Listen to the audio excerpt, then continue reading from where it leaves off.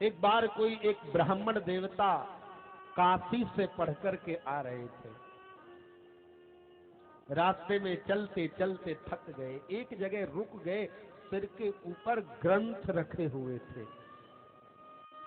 ऊपर अट्टे के ऊपर एक वेश्या रहती थी। ब्राह्मण देवता उस अट्टे के नीचे खड़े।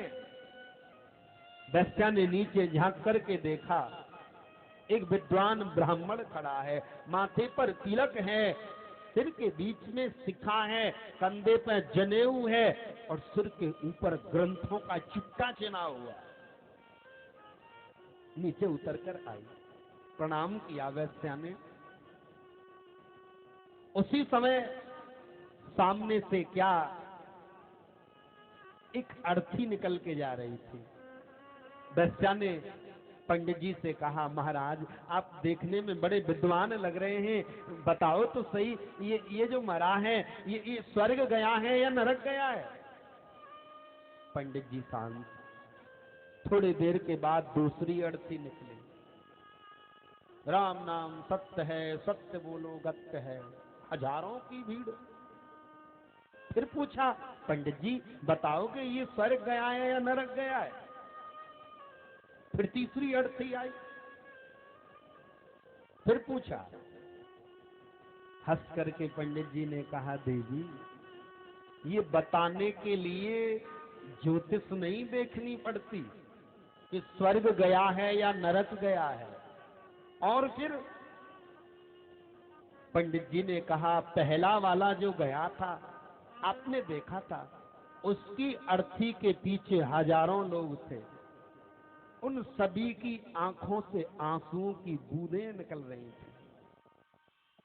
सबके जुबान पर एक ही चर्चा थी कि भाई आज हमारे समाज से एक दिव्य विभूति चली गई, जिसके लिए समाज इस तरह से रोए। देवी क्षमा करना, वो सीधे भगवान के धाम को जाएगा। और जो दूसरी अर्थी गई उसके पीछे भी हजारों लोग थे, क्योंकि फॉर्मेलिटी तो पूरी करने के लिए जाना होता है। लेकिन सभी के मुख से एक ही आवाज निकल रही थी, बहुत बड़ा दुष्ट था। अरे इसको तो 10 साल पहले ही मर जाना चाहिए था, नाक में दम कर रखा था मोहल्ले की। जिसके मरने के बाद लोग इस तरह की चर्चा करें, माफ करना देवी, वो सीधे नरक ही जाएगा, वो वैकुंठ और स्वर्ग नहीं जा सकता।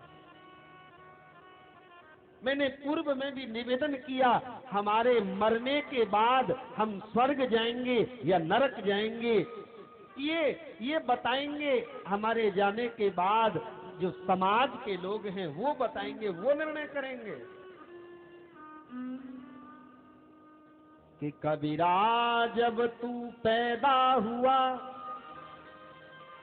जग हंसा तू रोया, लेकिन अब ऐसी करनी कर चल तू हंसे जग रोए। कीर्तिम यस्य जीवति, व्यक्ति के मरने के बाद भी इस धरती पर अगर कुछ जिंदा रह जाता है तो वह रह जाती है उसकी कीर्ति।